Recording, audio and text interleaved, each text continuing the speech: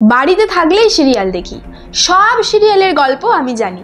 এক অনুষ্ঠানে অভিনেতা অম্বরীশ ভট্টাচার্য মুখ্যমন্ত্রীকে সিরিয়াল নিয়ে প্রশ্ন করায় ঠিক একই কথা বলেছেন তিনি। তার নিজের মুখ থেকেই শুনে নিন ঠিক কি বললেন তিনি।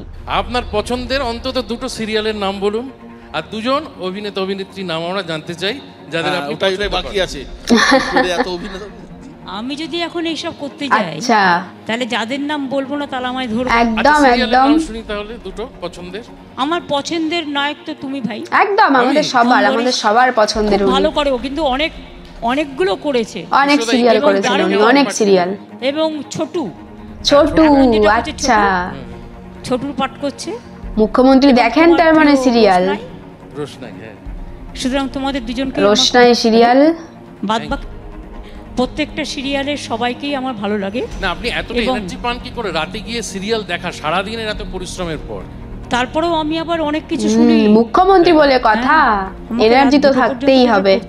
বাবা, টাইমটা কি করে কাটবে?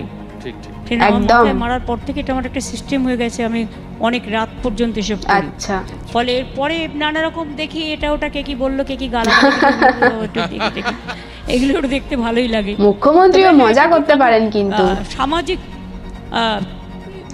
যেগুলো হয় সামাজিক টেলিভিশন চ্যানেলে প্রোগ্রাম, সেটা আমি বেশি ভালোবাসি। আচ্ছা, যেমন সমাজ সংস্কার নিয়ে, আর শুধু সেটা আমরা সবাই ভালোবাসি। মারপিট দেখতে আমাদেরও ভালো লাগে। তাহলে শুধু আপনি নন, অবসর সময় কাটাতে রাজ্যের মুখ্যমন্ত্রীও সিরিয়াল দেখেন। কিন্তু মুখ্যমন্ত্রীর পছন্দের সিরিয়াল তো শুনলেন, আপনার পছন্দের সিরিয়াল কোনটা? কমেন্ট করে অবশ্যই জানাবেন।